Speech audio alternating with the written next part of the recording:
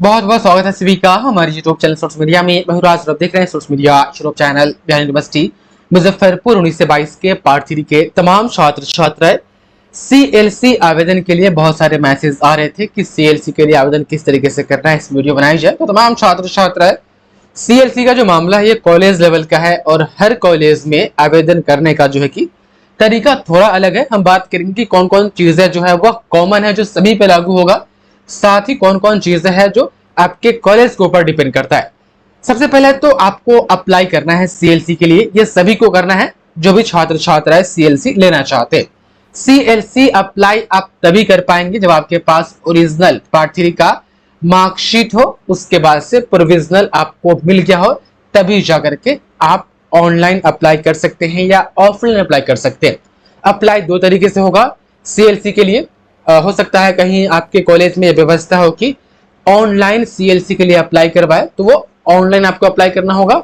यदि ऐसी व्यवस्था है कि आप ऑफलाइन आवेदन करेंगे तो आपको जाना है अपने कॉलेज में और सीएलसी वाला फॉर्म ले लेना है। उदाहरण के लिए हम आपको बताएं तो आप देख पा रहे जो रामेश्वर कॉलेज मुजफ्फरपुर है, या आपका जगन्नाथ मिश्रा कॉलेज है, या आपका डॉक्टर राम मनोहर लोहिया कॉलेज है, या नीतीश्वर महाविद्यालय मुजफ्फरपुर है। ये सभी में जो होता है कि आपको ऑफलाइन एप्लीकेशन फॉर्म सीएलसी के लिए भरना होता है, तब जाकर के आपको सीएलसी मिलता है।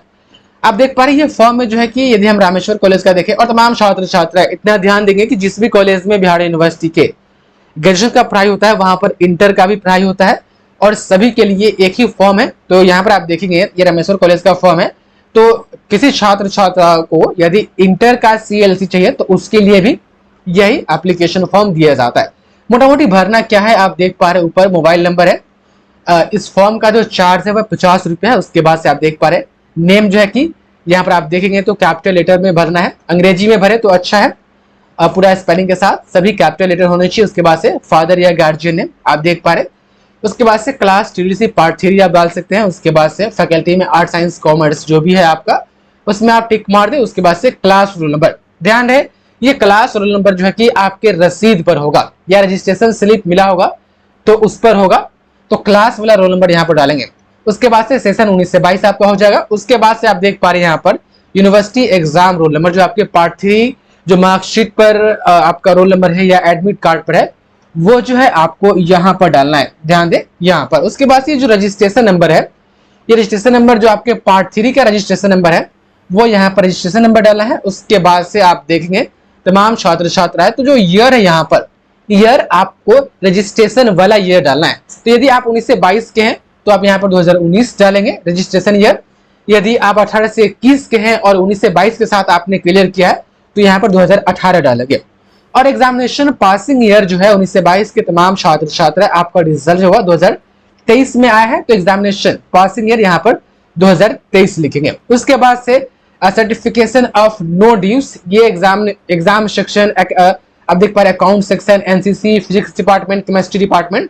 तो ये जो है कि आपको नो ड्यूज करवाना है, मतलब कि कॉलेज ये आपसे क्लियर करवाना चाहती है कि आपके पास कॉलेज का एक भी रुपया अब बकाया नहीं है, इसलिए कॉलेज नो ड्यूज करवाती है। तो तमाम छात्र छात्रा आपको अपना एग्जामिनेशन सेक्शन से यहाँ पर नो ड्यूज लिखवाना है। यदि हम इसका और एक फॉर्म भरे हुआ हम आपको दिखाए तो देखिए यदि रामेश्वर कॉलेज का आप देखेंगे तो ऊपर वाला सेक्शन मैंने आपको भरना बता दिया है।